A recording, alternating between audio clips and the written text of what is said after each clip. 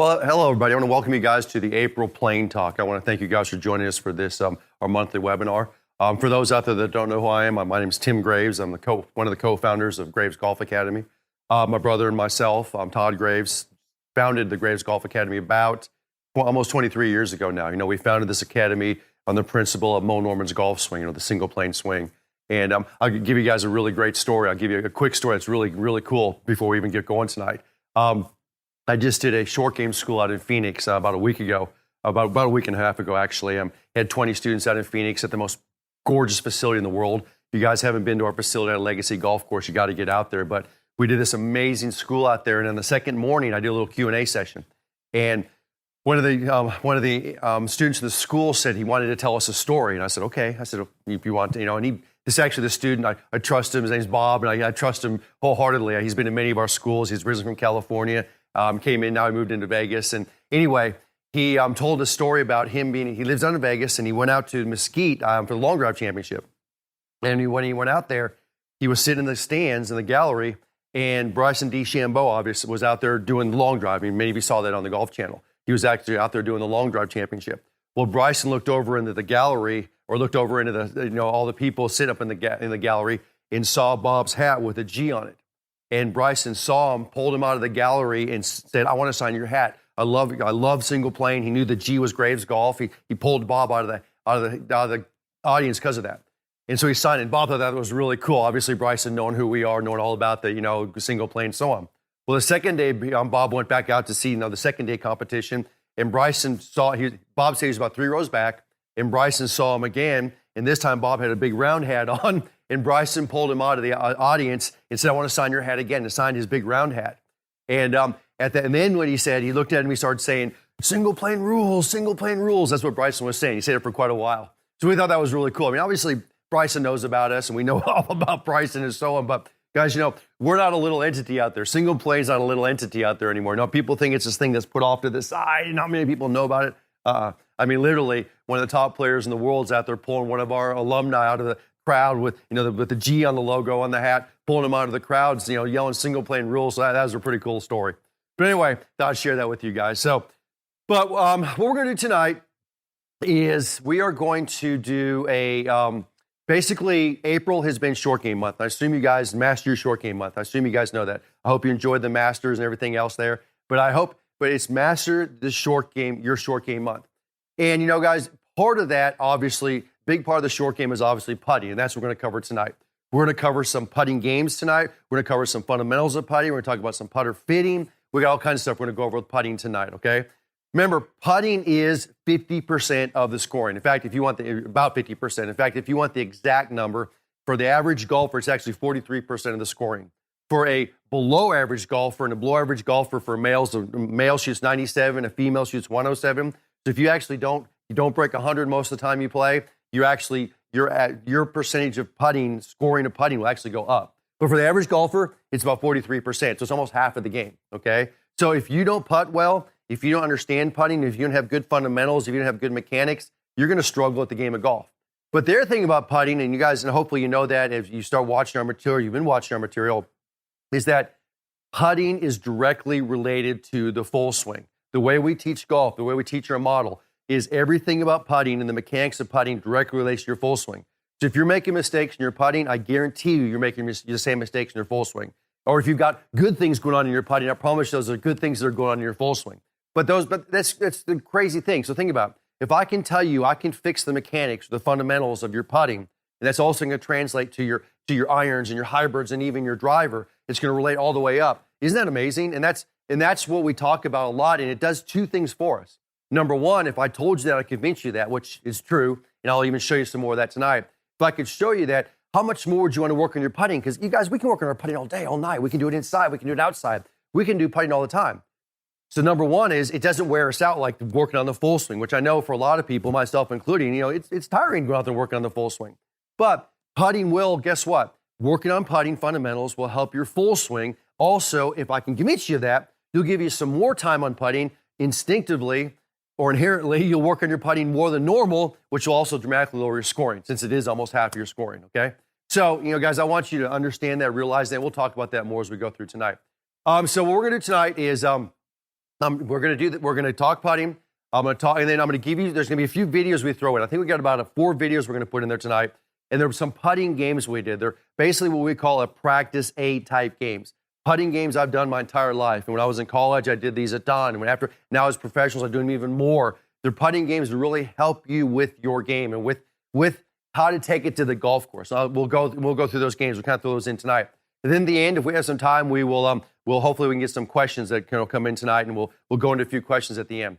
But anyway, before we get started, I wanted to give a couple announcements like normal. Announcement number 1 is that we do have schools. They are rocking and rolling, and we have schools that are going to be going on in May, June, July, August. Now, the one difference is each year up for like the past 20 years, we've done Oklahoma City schools. That's kind of one of our home bases, or is our home base. This year, we're in the process of a move. So we're actually building a new facility. Todd and myself, we purchased basically an old golf course that we used to have, part of an old golf course, our old academy back. We purchased it back, and we're revamping it, we're redoing it, we're rebuilding it. So now, it's going to take a while. Obviously, it's going to take some time to grow the grass and get it going, but that's what we're doing right now. So we've moved into and we're working around that facility. So we're unable to do schools in Oklahoma City this year. But with that being said, we've added additional schools. We've got them going on in Phoenix. We've got them going on in Orlando. We got them in Chicago. We got them in Minneapolis. We got premier schools in those locations. And I strongly, strongly, strongly suggest getting in the schools if you can. In fact, I'll be honest with you guys, and I can throw out these. I can throw out thousands of testimonials for you guys. Maybe you guys get tired of them, maybe you don't. But we just did a short game school. We did it about a week and a half ago, like I told you. And I'm already getting emails back, literally within less than 2 weeks. I'm literally getting emails back from guys and gals that came to this school that said, I've shot my best scores ever by 5 or 10 shots. In fact, I had one that came in and said, I shot my best score by best shot scores ever by 12 shots. Okay? And these aren't guys that are shooting 120, 130. These are guys that are shooting, in the 90s. Guys are shooting in the high 80s. And they're saying they're beating their scores by 5 and 10 shots, just literally within weeks. Guys, fixing your full swing is not that easy. Creating new fundamentals, new habits in full swing, it can be done, and it can be done very effectively and efficiently, but it takes some time. Learning new movement, new habits, new ways to work around the short game, ways to create different shots. The last thing we do in our short game school, we actually do what we call the 4C session, is create the shot, commit with confidence over that shot, then critique the shot.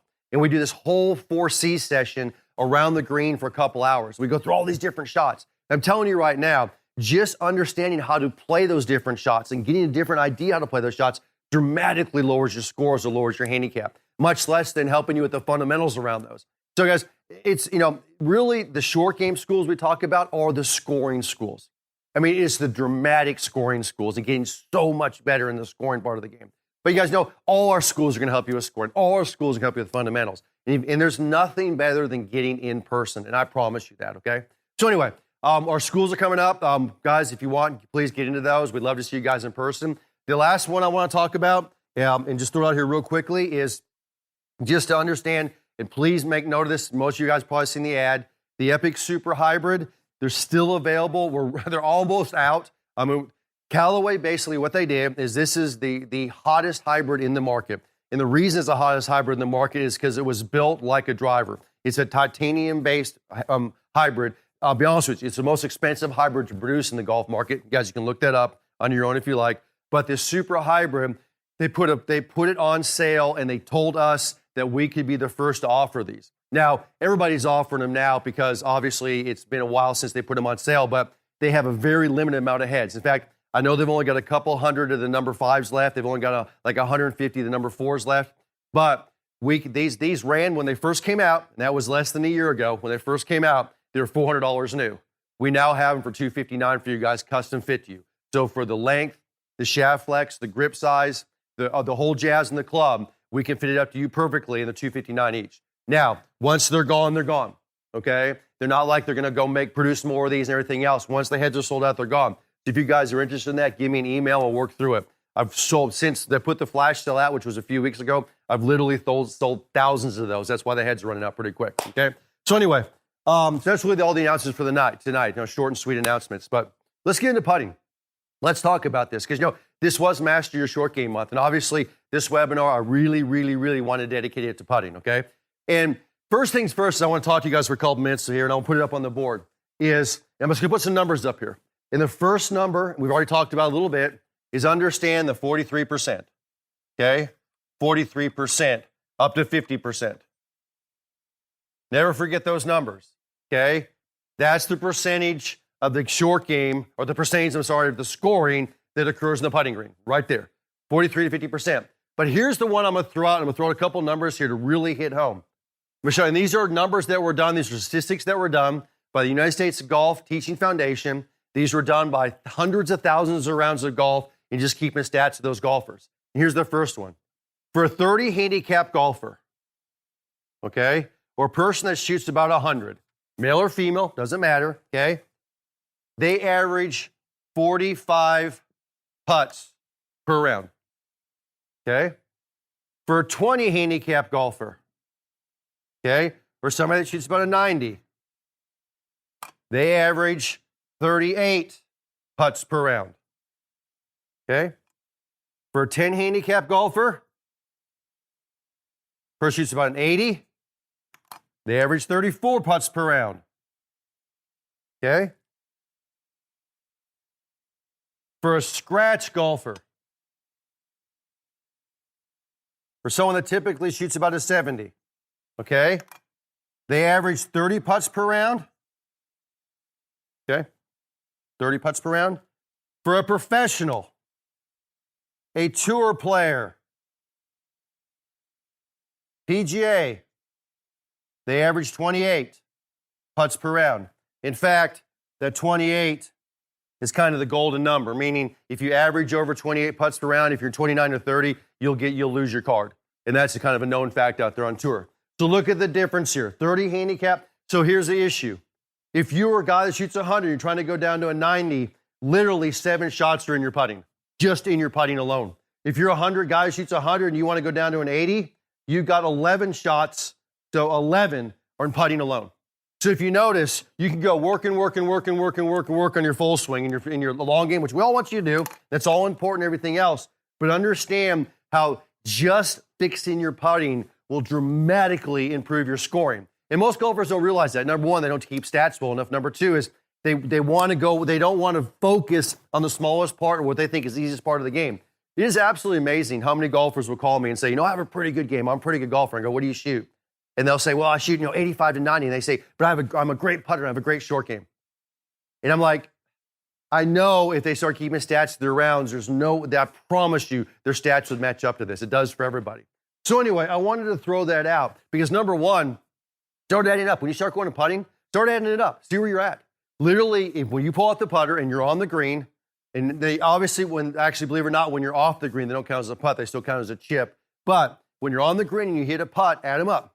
Now, some of you may give yourself those 2 and 3 footers. Yes, these were not giving any putts, okay? But add them up. See where you fall in this category. I mean, if you have 30 putts per round and you're a 30 handicap golfer, okay, well, then you obviously got a lot of work to do in your full swing. But I promise you, 90, 95% or above of golfers fit into these categories. All right. So with that being said, I want to talk about really what comes down to some fundamentals or some key fundamentals or some core principles to developing a good putting game, okay? And the very first one we've got to talk about, and no doubt about it, is we've got to talk about the putter fit itself, okay? Guys, the first thing we've got to do is we've got to get a putter that fits us. And I'm going to show you this for an example here.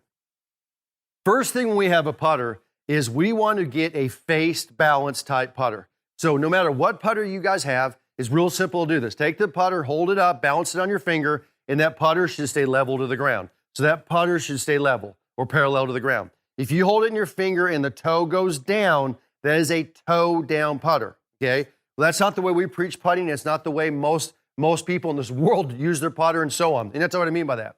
When we preach and teach putting, we're working at keeping this putter face as square as long as possible, okay? And if you look at tour players now, LPGA, PGA, and Champions Tour players right now, you'll see that a majority of them have a mallet-type putter, a mallet face-type head. In fact, it's over 70%.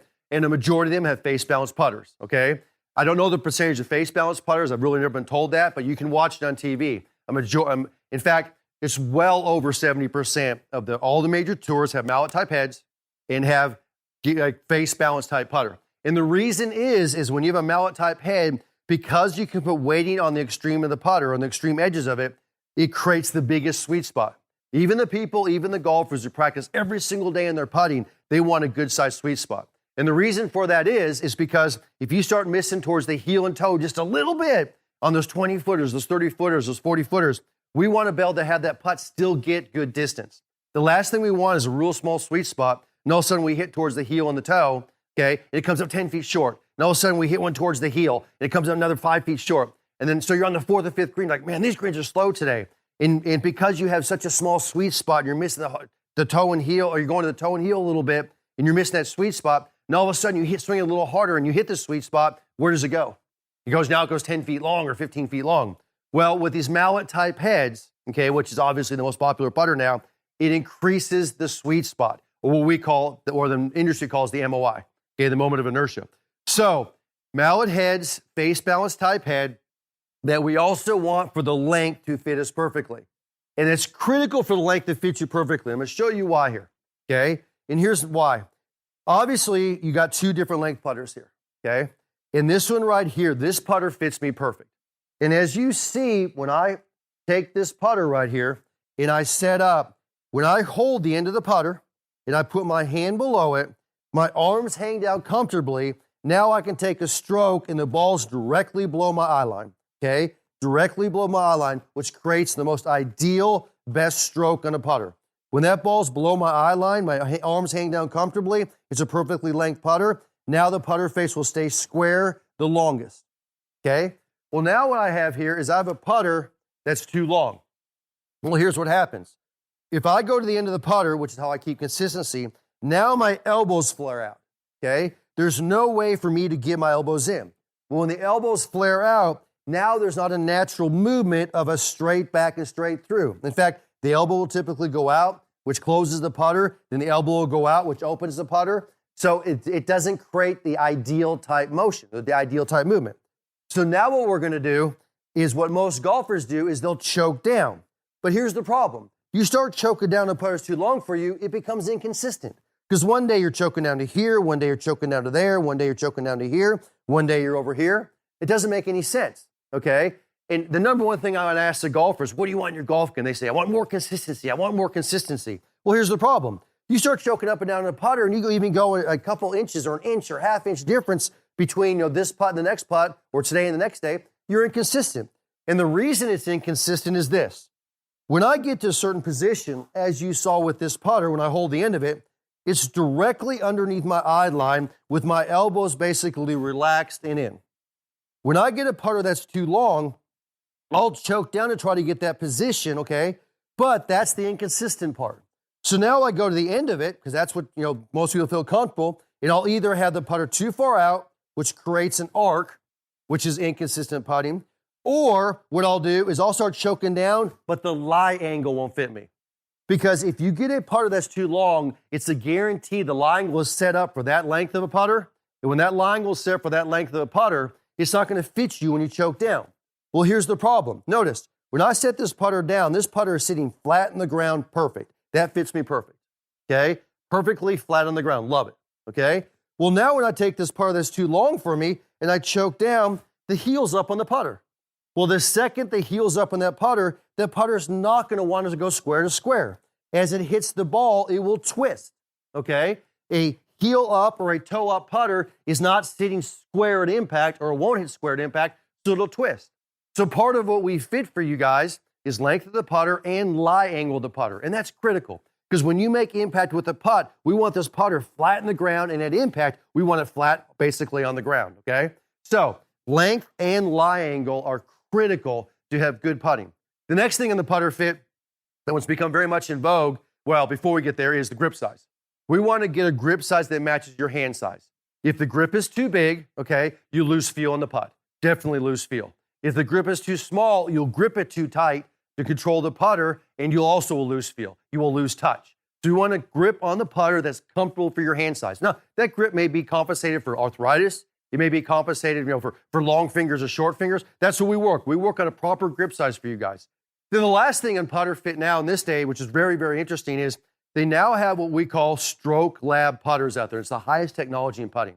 And basically what it is because mallet heads have become heavier and heavier over the years, and all putters, what they've done is they've taken a lot of the weight out of the shaft. They made this graphite, so all this is graphite, and they put weight on the butt end of the putter, so there's a big weight back down here, and weight on the top end of the putter, okay? There's weight on both ends, so now it creates a better stroke. When you get weight on the extremes of the putter, on the back end and on the putter head end, it creates a better or an ideal stroke. When you have a putter head that's too heavy and the grip's really, really light, or vice versa, it doesn't create the best stroke. And they've done this through years of testing, looking at different strokes and what creates an ideal stroke. So that's why you guys will see, and this is exactly what you see when you guys look at the tour event. And you guys saw it in the Masters, okay? It's exactly what you see. You see these Stroke Lab type putter grips, and it's, guys, of the tour players out there, 73%, it's actually higher than that, but last one I saw, 73% use an Odyssey type putter because of this technology that's in the putters, okay? The Stroke Lab in the shaft, which creates the ideal stroke. So you got guys and gals out there making a living at this. And the putting is the most important part of the game, the most important part of the scoring. You don't think they're gonna get the highest technology that creates the best stroke in their putter? Well, obviously they are. And this is what you see out there now, okay?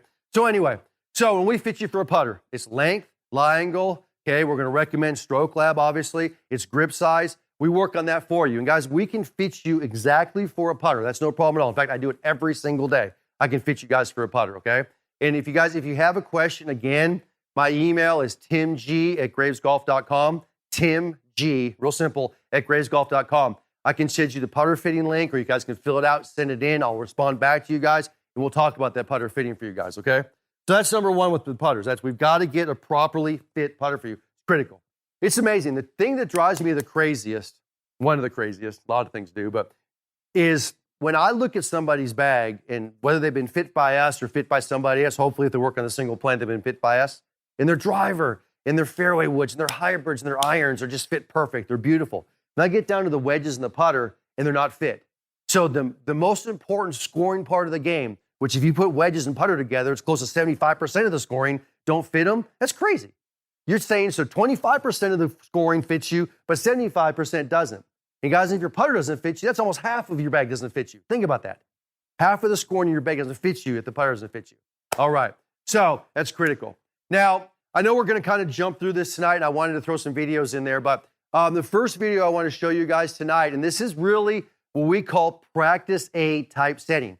And this is, and these are some quick videos, but these are videos of basically that are in our putting masterclass. And we're going to talk more about that here in a little bit, but these are games, the ones we're going to show you tonight, are games that all golfers do, in particularly college players and professionals. These are games they do to dramatically help their putting to get ready to go out on the golf course, okay? So these aren't games that build your fundamentals. These are games that help you with the nerves. They help you with the pressure. They help you simulate being on the golf course. So you can go to the putting green and you can set up this game. They're very, very simple. You can set up this game and you can play these games, and they will dramatically help you in your scoring, okay, to help you get the nerves over those nerves and help you simulate being on the course. So the first game we have is called Clock. And I want to pull a video up real quick here. It's from our putting masterclass. Pull this up. And I want you guys to watch this video we have on what's called the Clock. All right, guys, well, welcome to week number 7. We promise you guys this is the bonus week we're going to have in the putter masterclass. This is actually the games 2.0 or 2.0, or that's what we're calling this. At the end of every week for 6 weeks, we did 2 or 3 games. And I wanted to highlight a few of them. I know some were, I'm not going to say they're complicated, but they're all for a very specific reason. They're all for a very specific purpose, but they're games that we play all the time. I mean, these are literally, other than practice under the string with the mirror and song, which is obviously my practice B, these are the games I play to entertain myself. Because I'll be honest with you, I'm not going to say putting's boring, but putting's boring. Okay. I mean, you're not out there trying, hitting balls, trying to hit at targets and going out there and hitting drivers and so on. You're on the green, going around a green and working on putting. But here's the issue. I really think the games are developed, or we play these so much because here's what happens. You can go out here and work on your fundamentals, work on your technique, and that's great. And you want to do that. You want to get better technique. And then we can go out and we can putt around the screen. Well, there's no pressure. I mean, Shannon can go around, putt to every one of these flags in the screen. He can put on his headphones, play some music, do whatever, thinking about whatever, his wife, his work, whatever, putt. There's no pressure. And he'll start putting well or start doing whatever, and we're good. Right, Shannon? Correct. Then all of a sudden, we go on a golf course, we have a 4-foot putt, it's like the whole world changes. In fact, I did an article, Shannon and I went and played in a tournament down in Florida. We went and played I was a senior junior, right when I turned 50. We went and played in a senior junior event. Now, I hadn't played in 3 or 4 months. It was a winter event, and I actually wore a heart monitor. I had like I normally do, my Fitbit. It was measuring my heart rate, and it measured it throughout the day. And I could actually go back at the end of the day and look at my heart rate through the day. And mainly it was for when you go to sleep and resting heart rate. Well, when I went in that day after that event, I saw peaks in my heart rate. And you guys can review this article. It's one of the e-tips I wrote. And all those peaks occurred on the putting green. It wasn't over my drive. It wasn't over my iron. It wasn't over the hardest holes. It wasn't, there were some holes in this golf course. We had to hit 120 to 150 to 200-yard shots over water in par threes. There was shots, a couple holes we had to hit down, it was like in jail through trees. Right. My heart rate didn't peak on those. It peaked where? On the green. On the green. So how do you simulate that? That was the key, because I didn't create it then, but it just proved that, guys, you expect to make a putt. When you get over top of a putt, your result is a make, okay? It's one thing to say I want to hit this fairway. It's another thing to say I want to hit this green. When you're trying to make a putt, your expectation just went up. Well, guess what? Your heart rate goes up. Your expectation goes up. Your nervousness goes up. So with that being said, these games help you get through that. Because as any pro will tell you, unless you simulate it, it's hard to deal with it unless you've simulated the past. You're very seldom going to get a rookie on tour making 10-foot putts to win an event because he's too nervous. Now, he plays in a few events. All of a sudden, he gets over those nerves, or he knows how to cope with those nerves. He's good at it. I want you guys to be the same way at home. These games help you get through those situations. They help you get through being nervous over certain putts. They help you through different situations. That's what these are all about, and we'll talk about that. Does that make sense? Is that okay? So the first we're going to talk about is clock. And guys, out of all the games, this is out of the 12 or whatever games we gave you, this is probably top 1 or 2 that is played out there. It's called clock.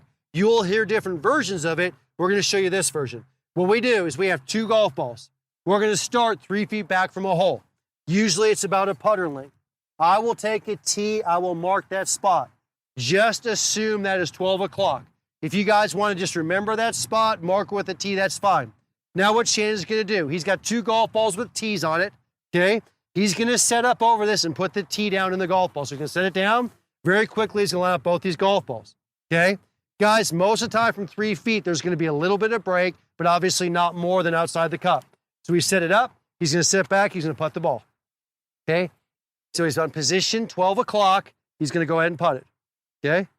There's one, okay? Now he's going to take the second one and putt it. So he's going to set it down, put the tee down. He's going to putt the ball, okay? Now, obviously, he's getting used to the break. He's getting used to the speed. He hasn't been on the screen yet. He sets up. He putts the ball, okay? Now, if he makes one, misses one, he stays in that spot. If he misses both of them, he stays in that spot. So he's going to do it again. He's at 12 o'clock. He's going to set up. He's going to putt, okay? 12 o'clock. He made one. He's going to set the other one down, okay? He's getting used to the read. He's getting used to the break. He's getting used to the speed. He sets up over the second one, okay? He's at 12 o'clock, guys. He makes it. If he makes both of them, he goes to 1 o'clock. So he goes from now 12 o'clock to 1 o'clock, okay? He does the same thing here. I'll put the tees down. Now, guys, you can put both tees down at once like this. Put the other tee up. Put it down. Set it up. Okay, good. He's going to set up at 1 o'clock, okay? He putts. Now, he makes one. Let's pretend he gets over this. Go ahead and channel. Let's see what happens, okay? He sets up over it, okay?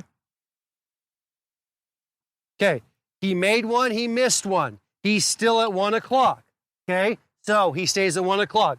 Let's pretend now he makes both of those. He goes to where? 2 o'clock. So he comes over here at 2 o'clock. Okay? He makes both of them. He goes to 3 o'clock. He makes one. He misses one. He stays there. He pulls them both back. Guys, do not miss the first one and pull it back. That's cheating. It breaks the point. Because here's what happens. You miss that first one. What happens in the second one, Shannon? Well, it's going to put more pressure on you to make that the next one because we're getting to this here in just a second. I want to get ahead of myself. But it's going to put more pressure on you on that second ball. Right. That's what this is all about. So you missed that first one. You got pressure on that second one, okay? So now he makes both of them. He goes to 4 o'clock. He makes one. He misses one. He stays there. If he misses both of them, he goes back to 12 o'clock. So you guys can get all the way out to 10 o'clock, 11 o'clock. You miss the first ball. I guarantee you how much pressure is going to be that second ball, Shannon? More than you've had in a long time. More than you've had in a long time because you're trying to finish the clock. You finish a 3-foot clock, go to 4 feet. Okay? Go 4-foot clock. You finish a 4-foot clock, go to 5 feet. Guys, this is an easy game, okay? It's not. We used to call it the headlight game because we'd actually put our car lights on our car lights. We bring it up. We put them on the green to finish this, to have car lights because we do it so late at night. So, guys, work your clock around. If you miss the first one, work on the second one, try to make it. Don't just rake that first one back and do it again. It's all about learning that treasure. Guys, get really good at this. You become good at 3-footers, 4-footers. That's how you ease up the game. That's how you become better at golf because it opens up, we call it the bullseye. It makes this bigger, okay? Once you get this, you're making all your 3- and 4-footers, your 5-footers, you'll become very good. You want to throw anything else on that, Shannon? Well, I mean, it kind of piggybacks on that, but I mean, like 3 foot right there, and now we've got 3 foot over here. That's a pretty big circle to hit into. I mean, if you're out there chipping or whatever, if you look at it, that's a big circle. Right. And then if you get really good at that, you're at 4 and 5 feet. Gosh, it makes it so, it takes all that pressure off your chipping or your lag putting. There's your circle right there. Guys, that's a huge area to get into in your leg putt if you can make all those putts. Yeah. The other thing this works on, the last thing, is that downhill putt, right to left hill putt, uphill putt, right to left or left to right putt, everything in between. So it's working on all those breaks and in between. And it starts showing you your weaknesses too, because at some point on a clock, most guys are going to find a spot. Maybe it's 7 o'clock. They just can't get past that. Right. Well, that's probably a breaking putt that they just hate. Right. So at some point, you got to start typically working you'll on make that. one, miss one, make one, miss one, miss one, make one, make one, miss one. Then you get stuck there. That's what this is all about. So again, guys, clock. Start at 3 feet. If you make both of them, go to the next one, go to the next one, work around. The last thing on this is you've got to make it at 12 o'clock again to finish it. So we start at 12, come back, you got to make 2 from 12 o'clock. So you're actually doing one. Validate that spot, okay? So work on clock, work 3 feet, 4 feet back. Great game to work on the shorter putts, which eases up your chipping, eases up your putting, gets you a lot better on getting those putts. Once you make these, I promise you, your scores will come down dramatically. All right, let's go to the next game. Well, I hope you guys enjoyed that clock. You guys, you saw how we did that. We started 3 feet, but I'll tell you right now, you can go 3 feet, 4 feet, 5 feet, 6 feet. Your clock really doesn't end. In fact, I'll give you something that blows your mind right now. Phil Mickelson actually does a 6-foot clock. So he's got 12 stations. He starts at 12 o'clock and goes back to 12 o'clock. He'll do that without missing a putt or he'll go back. So it's not safety. So it's not like you miss one, make one, you stay there. He actually, if he misses one, he goes back to 12 o'clock. So he's going from 12 o'clock around back to 12. Now, that's 24 plus 12 o'clock again. That's 26 putts without miss one from 6 feet. And he does it every night the week before an event. Think about that. That's pretty amazing. With that being said, I want to go into our second game. It's actually called the 2-4-6 clock. You'll understand. It's similar to a way of clock, but takes it to the next level. I want you guys to watch this next video called 2-4-6 clock. All right, and this one I want to talk about the 2-4-6 clock, okay? It's basically the same game as clock, but a little variance to it. So for the first thing we're going to do is we're going to go 2 feet back. So we're going to go, so basically it's 1 step, 2 steps back. We got a 2-foot putt. I'm going to go 2 more back. So there's 1 step, 2 steps, 4-foot putt. I'm going to go 1 step, 2 steps back, 6-foot putt. Okay, so I basically have a 2-foot, 4-foot, 6-foot putt. So I'm going to line just 3 tees up to give me a reference. Now what we're going to do is we're going to take 3 golf balls, and Shannon's going to set the tee down in all 3 golf balls. So he's going to set up, put the tee down there, good, okay? And he's going to putt his 2-foot putt. Okay, so he's going to set up, putt a 2-foot putt. If he makes the putt, it allows him to go back to the 4-foot. Now he's going to go to the 4-foot zone, okay? He's going to putt it. So he's going to set up over the 4-foot, set up the tee, get up over it, putt from 4 feet, okay? Now, if he makes this, okay, he gets to go back to 6 feet. If he does it, he now has to reset these. So he goes back to 2 feet, 4 foot, 6 foot. So he goes back up to the 2 foot again. Okay, so he sets up, he goes to 2 feet. Okay, boom. Now he goes to the 4 foot. So you guys kind of get the point here. He's going to set it up, try to make the 4-footer. Okay, so he's set up. Okay, now made the 4-footer. Now he goes to the 6 foot. Okay, so he's going to go back to 6 feet, try to make the 6-footer. Okay. Now, guys, he had a somewhat of a break in the ones before, which is good. Now he's going to set up. Now, if he misses that, now he made that. That's great. So now what he's going to do is that was at 12 o'clock. Now he goes to 1 o'clock. So he goes right here. So he's going to set up at 2 feet, 4 foot, 6 foot. Okay, and I actually will set the tees up to start. Now Shannon's going to get up. He's going to go over the 2-footer. Okay, so he made 12 o'clock. He goes he goes to the 2 foot. Okay, now he goes back to the 4 foot. Okay. Okay, now let's pretend he goes back to the 6 foot, okay? And when he sets up, and let's pretend he get up over the Shannon and he misses this. So he sets up over this and he misses it. If he misses this, he's got to now what, Shannon? Set him up again. So he goes, if he misses 6-footer, set up the 2. Set up the 4. Now, we don't go back to 12 o'clock. We're still at 1 o'clock, okay? And then go back to 6. And we start over again. So, guys, you always start over again. So go back up to the 2. So we've got to do 3 in a row from that spot, basically, okay?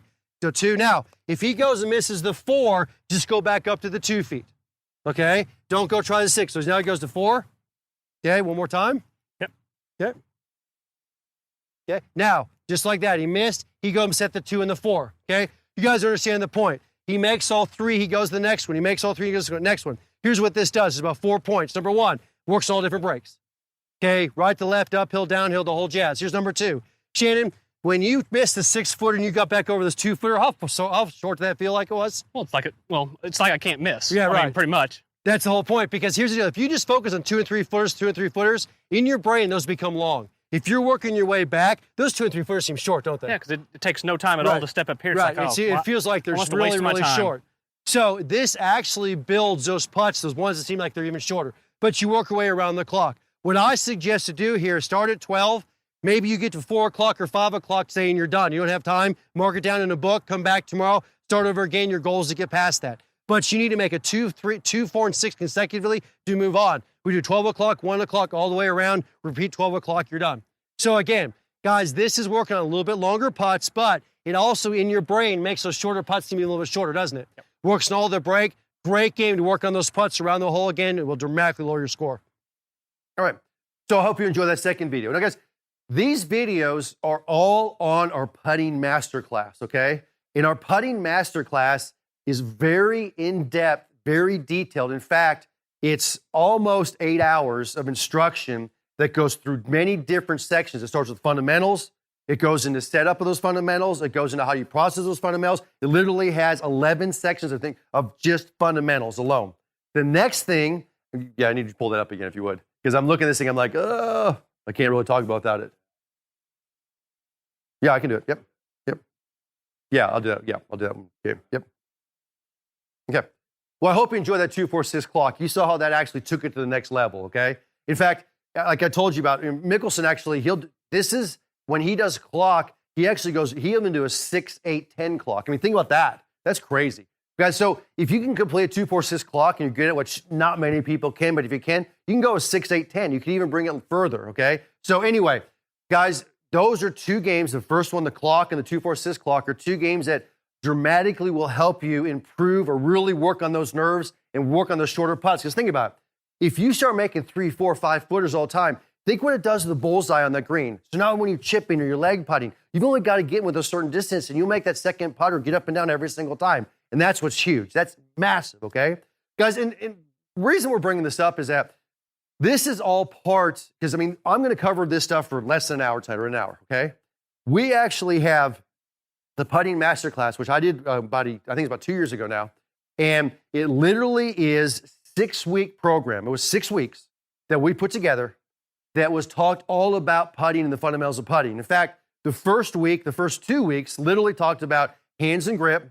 It talked about ball position, lie angle. It talked about shoulders and stability. In fact, just on the hands and grip, there was 8 lessons that were just about the way to hold the putter, to grip the putter, where the hands are, how the hands work on the grip, on the putter, which one's the dominant versus non-dominant hand, which one leads the putt, which one doesn't lead the putt. It's pretty crazy.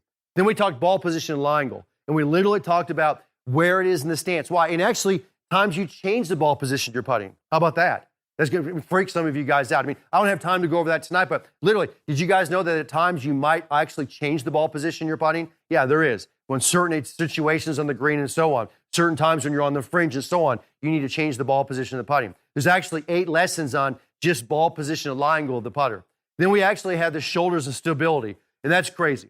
Those fundamentals, and that was week 3 of the program, literally is 11 lessons in shoulders and stability, okay? Just about talking about the A-frame, talking about face angles, all kinds of things in there. Then we start getting, and this is the one that I love the most, is we literally start getting into green reading. In fact, I think a lot of you guys may have heard of the aim point, okay, or heard of aim point. In fact, if you watched Augusta National, you watched the Masters, you watched, a majority of the caddies doing some version of aim point, okay? When you watch them out there and they're doing this with the fingers, or they're out there and they're straddling the line, that's aim point. Well, that's what the Putter Masterclass has in there. We actually have an entire section just dedicated to teaching you guys aim point, okay? And that's in there. In fact, on the green reading section, there's 14 lessons on green reading. Things like learning grain, looking at different shades of the grass, aim point, things like that. Then we get into situational putting, okay? And situational putting is like taking it to the course. Like, in other words, what you do when you're sitting there maybe on the first cut of the fringe, maybe what you're doing when you're up against the collar of the fringe, maybe different things when you have slow greens versus fast greens, things when you have very grainy greens or non-grainy greens, when you have wet greens, situational putting, things that can enhance that or make you better at that. Then the last one is, and this is probably the one that is the most critical to those who play a lot of golf, was talking about pre-round and post-round routines for putting. I'll tell you right now, nothing drives me more crazy than to watch an amateur, especially when I play in my pro-ams, and they warm up with their putting before the round and they don't do it right. In fact, they don't even get close to doing it right. There's very specific ways good players warm up their putting before they're going to go play and after they play. Notice what I said, pre-round and post-round routines, okay? And that was in week number 6. So there's 6 weeks. So all that stuff I just listened to you guys, each one of those at minimum, each week at minimum had 5 to 6 lessons. Most of them had 8 to 10 lessons in each week. Each lesson is about 5 to 10 minutes long. So if you look at that, that's why I said it's almost 8 hours of instruction in our putting masterclass. So there's no way on this earth I could cover that tonight. I just can't, okay? But this is what part of the special we're going to offer to you guys is this putting masterclass for this short game month, Master Your Short Game month of April. This is part of it, and we wanted to be able to offer you this, guys. And we'll talk about that a little bit here in a second. But anyway, if you think about that, that's what's involved with putting, okay? That's what's involved with it. How do you read the green? First of all, you got to have great fundamentals. You got to have great stability to get over a putt. I'll give you a couple fundamentals right now. Fundamental number 1, we got to get that ball underneath our eye line. So when I sit up over a putt, if that ball's underneath my eye line, I'm going to arc the putter. If it's underneath my eye line, I can create the most square-to-square putter there is. I can do the best I can keeping that square, okay? Number 2, we have to create shaft lean. We got to get our hands leading, and we've got to maximize or maintain that shaft lean as long as possible. And that's probably the single biggest thing that typical or average golfers do or they break down, is when they take a stroke with the putt, they will flip the putter, okay? And when they flip the putter, it closes the face. Well, here's the interesting part. If you're flipping the putter, I guarantee you, guaranteed, no doubt about it, and I can promise you this, I've been doing this for 23 years, and I see thousands of students a year, and it happens every single time, is if you're casting the putter, you're flipping the putter, you're casting your clubs. Meaning that when you hit your irons, when you hit your hybrids, when you hit your driver, you're casting the club. Well, remember, when you cast your clubs in your bag, you're losing distance, you're losing accuracy. A lot of you guys aren't making divots. It's causing major issues in your full swing. You guys know that, okay? And you sit there and you work on the leverage bag and you go all these drills. You do single plane position trainer drills. You'll do all these drills to try to fix the casting where you could grab a putter, you could work on your hands leading, and you could work on maintaining shaft lean. We call it the hip check. So when you finish the putt, this butt end of the putter better be pointing at that lead hip or ahead of it. That's one of the huge lessons we have in the putting masterclass. In fact, it's a couple lessons we have in the putting masterclass. But think about it. You work on those hands leading, you work on that shaft lean to that putter, you work on that again and again and again, you will actually take that and inherently move that towards your full swing.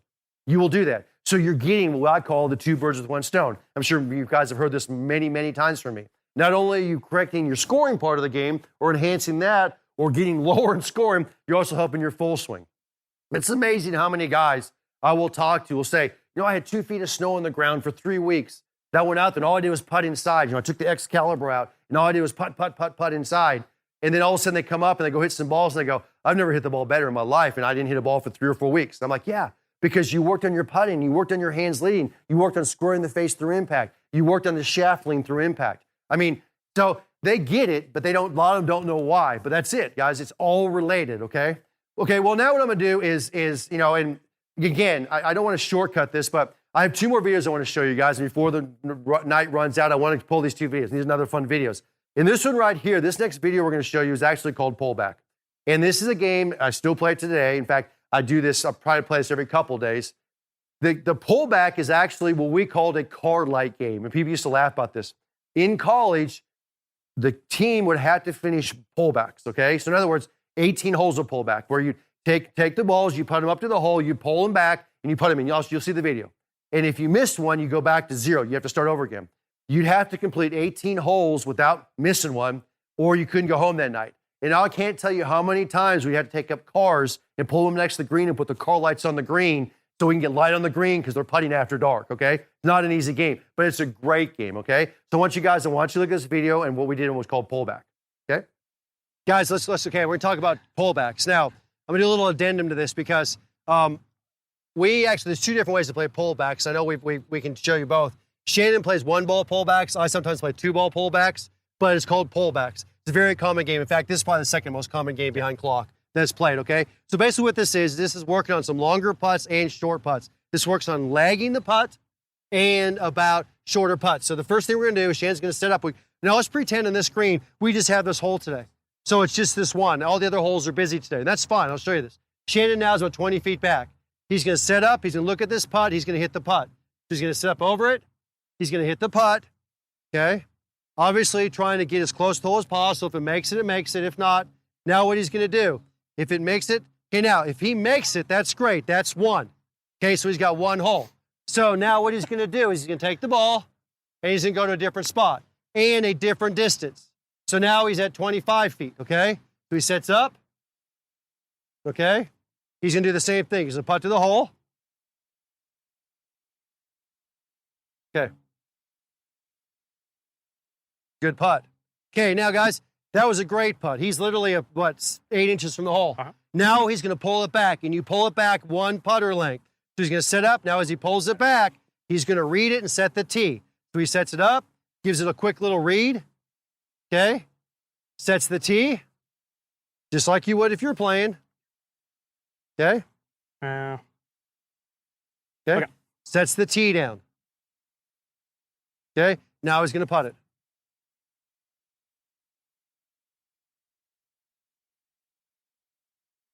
Okay, if he misses it, he's back to 0. So it's how many you do in a row. If he'd have made that, he'd have been at 2. That's why he likes to play 1-ball pullbacks. Yep. Okay, so guys, you do this again and again. Now, the goal on this is try to get 9 holes in a row or get 18 holes in a row. I actually play 2-ball pullbacks, 18 holes, where I will take 2 balls instead of putting 1. I pull them both back, make them both. That counts as 1. Then pick another hole. Now, like in this one right now, Shannon, if I were Shannon, I'll go back to the same spot. Yeah. So Shannon will go back. So go back. You want to go back to the same spot, Shannon? Sure. He's going to go back, try it again. Okay? So he's going to set up. Okay? Now, again, guys, notice the chance of him making a long putt's pretty small, but the focus is the lag. So again, he hits a good putt. Okay? Now, he's about 1.5 feet. He's going to pull this back. He pulls it back 1 putter length.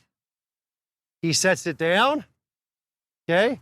Gives it a quick read. Again, guys, just like he's playing, gives it a quick read. Okay? Puts the tee down.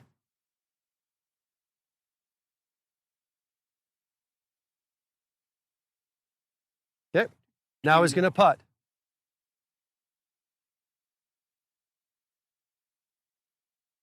Good. Shannon's got 1.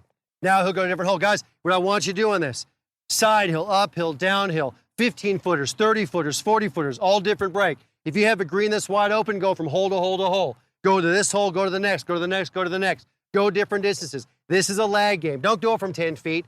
Go from 15, 20, 25, 30 feet. I actually will sometimes every 3 or 4 holes do a 40 or 50-footer, kind of make it tough on myself.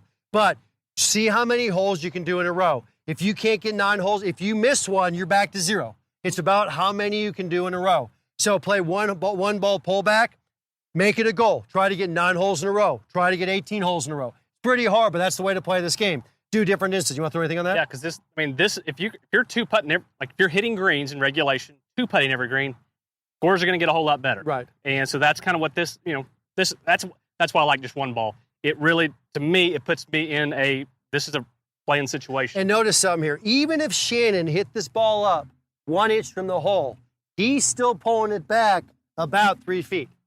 So guys, it's always looking at 3, 4, 5, 6 footers. Even if you're a great putter, you're going to have 3, 4, 5, 6 footers all day long because you're trying to leg it up next to that hole. Right. Okay? So that's how it works. So again, guys, different length putts on the green. This is a lag game. Try to hit up close to the hole. If not, make it.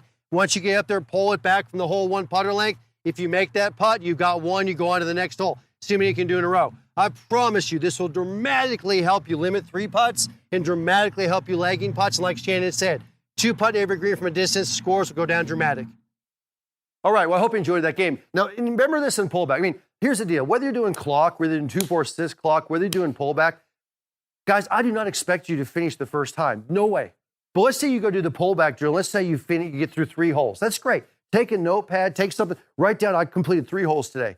Tomorrow or the next time you do it, your goal is to get 4 holes or 5 holes or 6 holes, okay?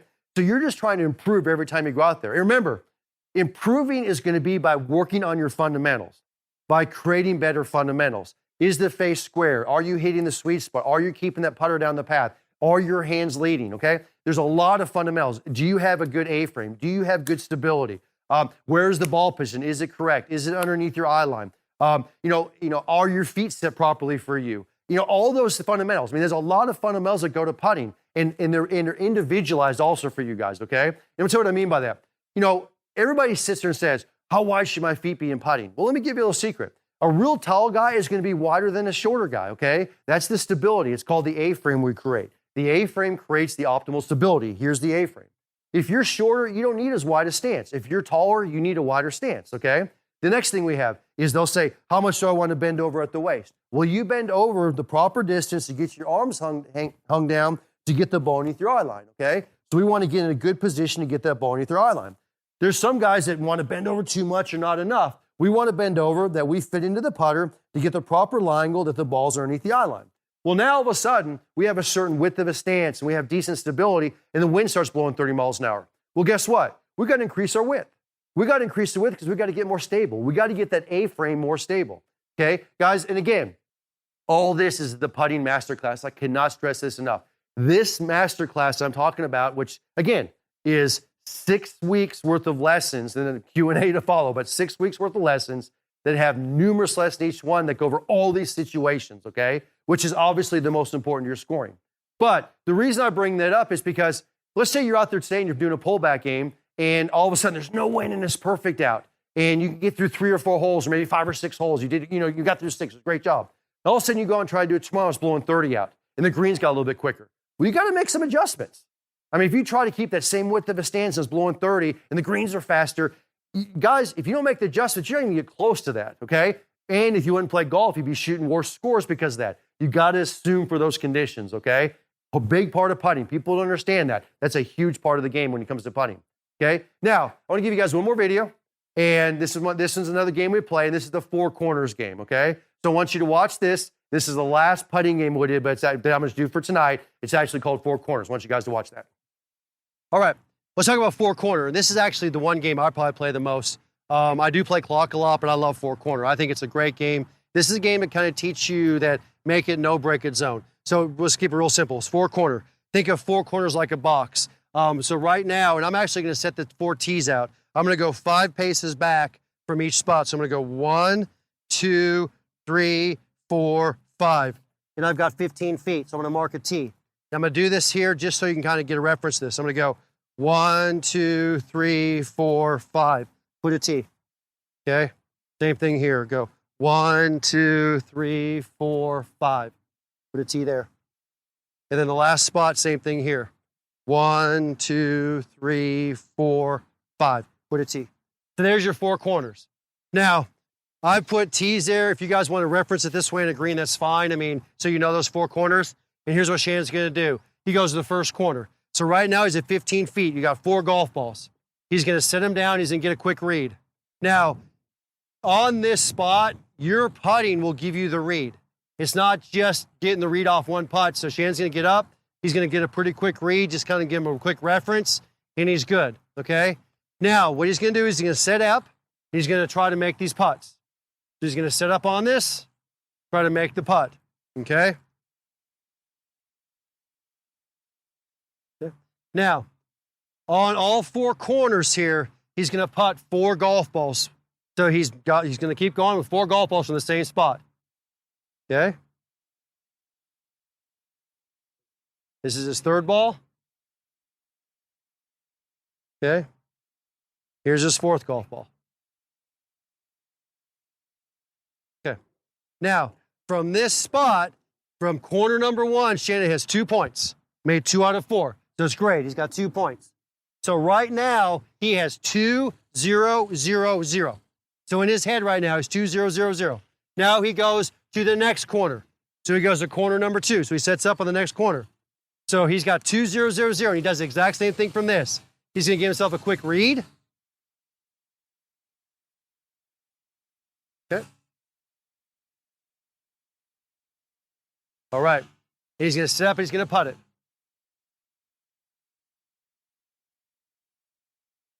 Okay.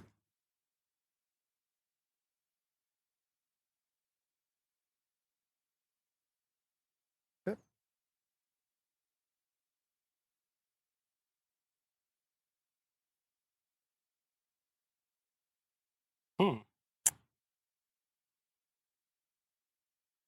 Okay.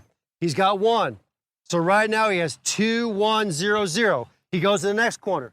Now, we'll kind of shortcut this for you guys, but so he goes to the next corner. Let's pretend on this corner, just so you can shortcut it, Shannon makes 3 out of 4. Okay? So Shannon putts this and makes 3 out of 4. He is now done with that corner. So if he makes 3 out of 4, he's finished. So let's say he made 3 out of 4. Shannon, you pick it up and go to the next corner. So now he's got 2, 1, I'm done, 0. Okay, now he goes to the last corner. Okay? So he's going to go real quick here. Okay? Give him a quick read again. Okay? Good there. He's going to hit this putt. He's going to hit all 4 of them again. Again, guys, he's shortcutting this for you a little bit in this game, but he's going to sit from this corner. He's going to put all 4. Okay? Good.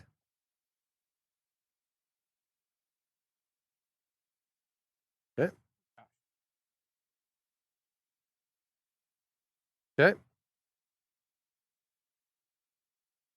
That's a perfect example, Shannon, because he's made 1.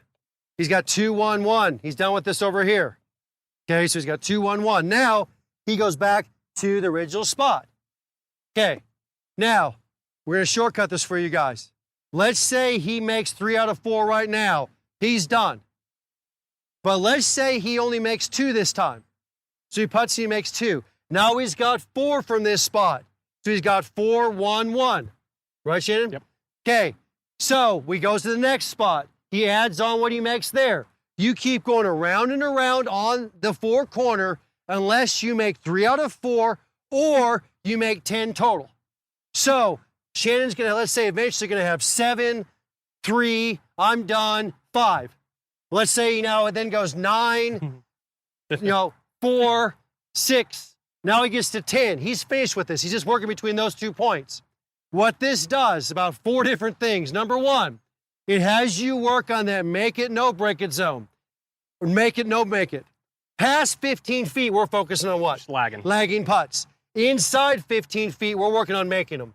It's about that zone. This helps you with that. That's number 1. Number 2, it works on every putt. Downhill, left to right, uphill, right to left. That's huge. In fact, as you saw with Shannon, he's a little bit weak on those downhill right to lefters. He would get stuck there. You'd be putting that again and again. He'd finish these other ones really quick. Those uphill left to righters, boom, he made 3 out of 4. He was out of there. So this focuses on your weaknesses. That's the biggest thing here. So, guys, you work around the 4 corner till you've either made 10 total from a spot or you make 3 out of 4. You're done with that spot. You will notice you'll finish 2 out of 3 of the corners pretty quick. You'll get stuck on 1. That's what you want to do. That's your weakness. You'll do that again and again until you get 10 total or 3 out of 4. So again, guys, work on the 4 corner. Work on this a lot. Helps you in that make it, no make it zone. And it helps you work on the weaknesses. It makes you stick on those weaknesses for a while. Focus on the weaknesses dramatically improves your game. All right. Guys, I hope you enjoyed that 4 corner. Remember about the 4 corner game. The big thing about that is, number 1 is the biggest thing you're doing is you're doing all those different breaks. When you work around those 4 corners, you're working uphill, downhill, side hill breaks. That's number 1. That's huge. Number 2 is you're really working on how to manage a make putt versus it trying to leg putt. 15 feet is typically about the break point for most people when Beyond 15 feet, they're going to think leg, leg, leg, leg. Can I just get to the hole? Inside 15 feet, they're going to try to make it. Obviously, you don't want to ram it 10 feet by. You want to get in that safety zone or just past the hole, okay, where you can make that second putt coming back or be able to have perfect speed. But 15 feet is usually that breakdown point. So as you do that four-corner game, that really subconsciously puts that 15-foot into your mode. Because think right now, if you did that game again and again and again, when you get in a green, you get up over there and you have a 25-foot putt, you're like, wow, this is a little bit of a long putt. You're thinking leg. All of a sudden, you get that 15 feet. You've done that game enough. You know, okay, I'm trying to make this putt. I've done this putt a lot. The other thing it does is it makes 5-footers, 6-footers, 7-footers feel really short. That's really nice. Because one thing you do is if you continually work on 4 or 5-footers, those putts, if you start missing them, kind of feel long. They feel hard. Well, if you work on those 15-footers and you're starting to make some of those, and all of a sudden you get a 5-footer, 6-footer, 7-footer, they feel a lot shorter. I mean, it feels like, man, I can make this all the time. So it does a lot of great subconscious work. Now, I got a couple questions that came in while we're doing that video, and I wanted to talk to you guys for a couple seconds here. Understand something about this putting masterclass I'm talking about. Number one is the putting masterclass is $147 tonight only. It's $147.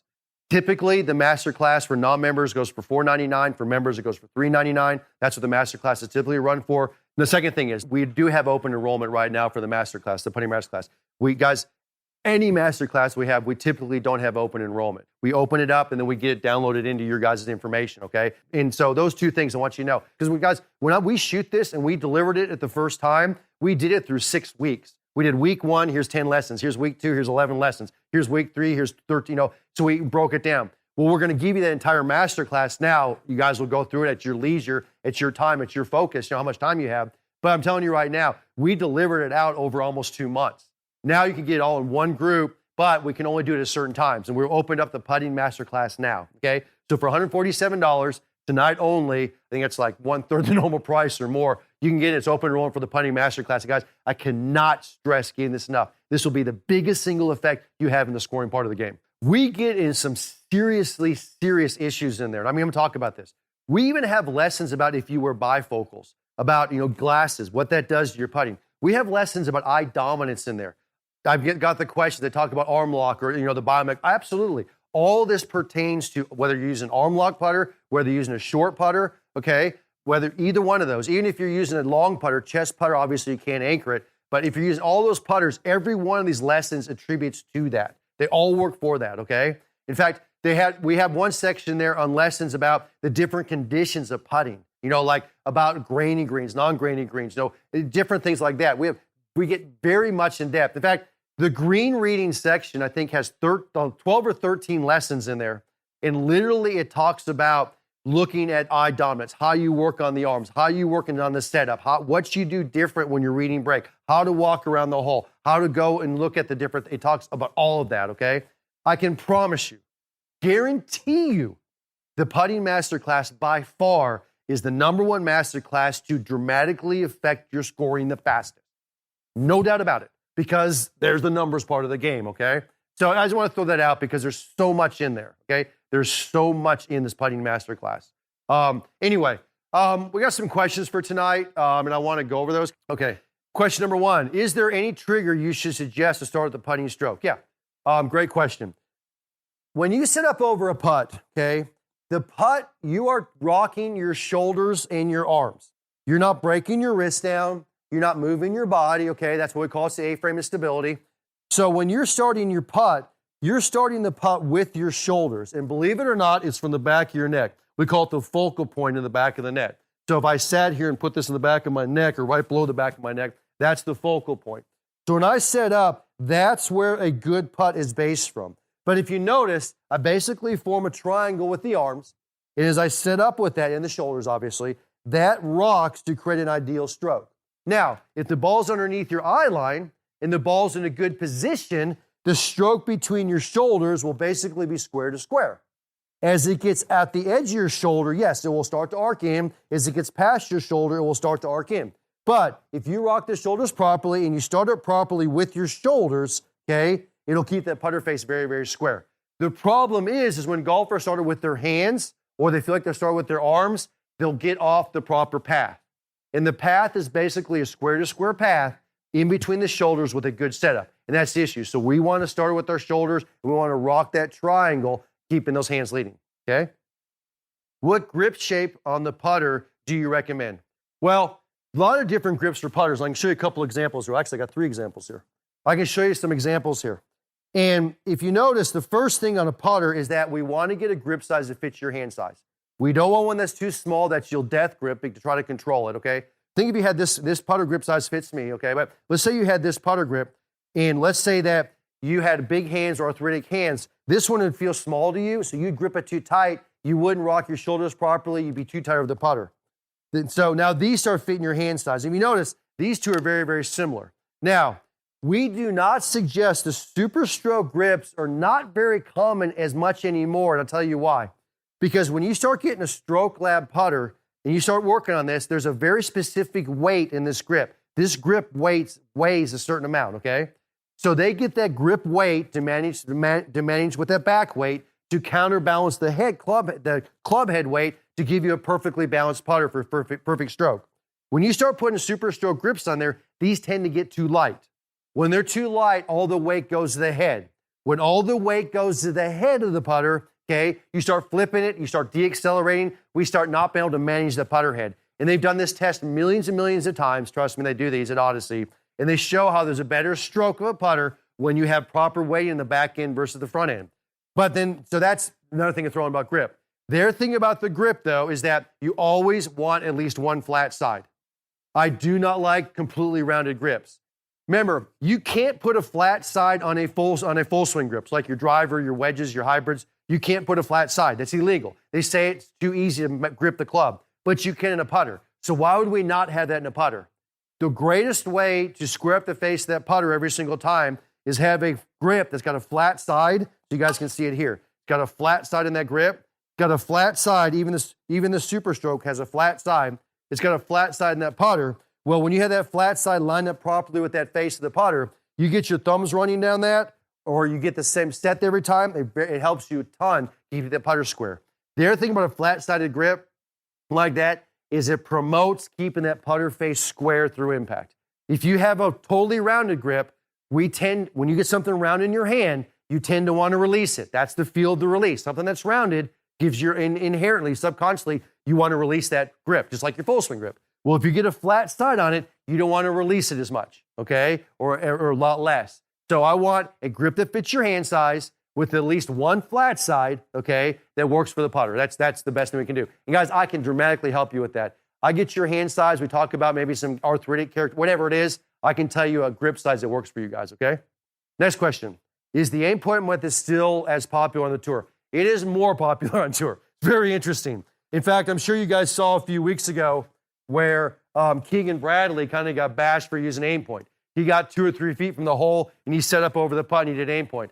Now, that may have been a little ridiculous because he's so close to the hole, and I may be the first to say that. But, guys, watch what you see. I mean, you see Dustin Johnson, him and his caddy doing it. You see Adam Scott, him and his caddy are doing it. You see Jordan Spieth using aim point. I mean, I can go down the line. Victor Hovland. Victor Javi, who plays the course we play at, he uses aim point every single time. Matthew Wolf's caddy, his name's Nick Heinen. Nick Heinen works on aim point continually. He's continually working on aim point. I will tell you right now, the number one thing, I know this for a fact, because when I go hire a caddy, or I work with caddies when I go play, the number one thing in a caddy is they must know aim point. Because you may not see the player doing aim point out there, but I can promise you the caddy is. I can promise you the caddy is using aim point. Remember, aim point's just the way to read the green. It's a green reading method of getting feel in your knees and your feet. But the thing we really do when we talk about aim point, we talk a lot of Aim Point Express. And whether you look at our putting masterclass or you come to our short game school, if you come to our short game school, we literally have between an hour and a half to 2 hours just dedicated towards teaching you aim point. So every person that comes to our short game school walks away with getting an extended session of aim point. Okay, it's actually called Aim Point Express. So I'm going to tout 2 things. Whether you do it through the putting masterclass or short game school, it's a great way to help you learn how to read breaks. It just gives you a better chance. It increases the odds of making those putts. And aim point is everything from a 2-foot putt or 1-foot putt all the way back to a 100-foot putt and everything in between. That's aim point, teaching you how to read break on greens, teaching you how to feel break on greens, taking that feel and that gauge into great reading of a break, okay? It gives you better odds when you make putts, okay? Next question. Do you pay much attention to stemp meter reading? And if yes, how much does it change your approach to the greens? Well, stemp meter reading is how fast the greens are, okay? So that's the stemp meter. And basically, you do to a point, but you should do it inherently. And I'll tell you what I mean by that. Let's say you have a downhill putt that breaks 5 feet. Okay, so you have a downhill putt, no, it's not breaks feet, a 5-foot putt that's downhill. Okay, so you have a 5-foot putt that goes downhill. Then you had that same putt, but it goes uphill. Well, which one's going to break more? So let's say, so let me put it this way. I'm going to show you this real quickly. Okay, because a lot of people don't understand this, but I'm going to show you this on the board here. So let's say you're here. This is the hole. It's 5 feet and it breaks this direction. Okay, so that's the break of the hole. Okay, now let's go the opposite. And let's say this is the hole, this is you, and it has the same break because you're on the exact same line going uphill. So it's the exact same line, uphill and downhill. And you guys can go try this in the green with it on the next one you're at, okay? Well, let me give you a secret. When you putt this downhill putt, it's going to break a lot more than that exact same uphill putt. You would think it doesn't because it's like it's the same putt. It's on the same green. It's the same line, but it's not. Because it's downhill, it will take longer to get to the hole. It'll take a lot longer to get to the hole. It'll get more time to break. Versus this uphill putt, which is on the exact same line, okay? And it'll take a lot less time to get there because you have to hit it harder, and it'll have a lot less time to break. So guys, you want to go test this? I'll tell you how to test it. It's real simple. Go on the green. Find your next green. Doesn't matter what the speed is. Go on the green. Take 2 throw holes. Get on a slope part of the green. Put 1 throw hole on the top part of the slope. Put 1 in the bottom part. Okay, so it can be 5, 10 feet apart or longer. Doesn't matter. Now, go to the uphill green, part of the green, and putt it. And see how much break there's coming down to this throw hole. Now, go to the exact same spot on the bottom part of the green and putt it going up and see how much break there is. You will see the uphill slope always has less break than the downhill slope. Well, with that being said, the faster the greens, the more break will be in the greens. The more break there'll be. That's why the stent meter. So yes, when you look at that stent meter, you say, okay, they're rolling a 9 today, or they're rolling a 12, or they're rolling a 7. You'll know that I got to play a little more break today. I've got to give it a little bit more today when the greens are faster, okay? So, and that's just part of the game with it. But now I'll be honest with you. 90% of the greens you guys play will stent between an 8, 8.5 to probably a 10, maybe at most, maybe an 11. Now, you guys know Augusta National stent an 11 or a 12. So they're extreme. Tour events, most tour events are a 9 or a 10 or 11. That's, just a stent meter. And you guys will get close to those. Very seldom do you get ones that are really, really, really fast or really, really slow. So most of the time, you don't have to take it much into account. But yes, understand that uphill, downhill, and a little bit faster greens will break a little bit more. Next question. The last question? Okay. How much of your practice time do you and professionals typically spend working at putting? Awesome question. Okay, and I love ending it that way. Guys, this is the way you got to practice. I'll be honest with you. The Putting Masterclass talks about this a lot. It talks about how to break down your practice putting. That's huge. Because it's just not going on the green and throwing a mirror and a string down or just going out there and whacking putts around. There's very specific ways to practice. Pre-round, post-round, very specific ways. There's actually ways to practice during the round. Going to blow your mind here. It's in the Putting Masterclass. 25% of our time, of all our practice, is spent putting. So if I had an hour of practice today, 15 minutes will be putting. Another 15 minutes will be spent on chipping and pitching, short game.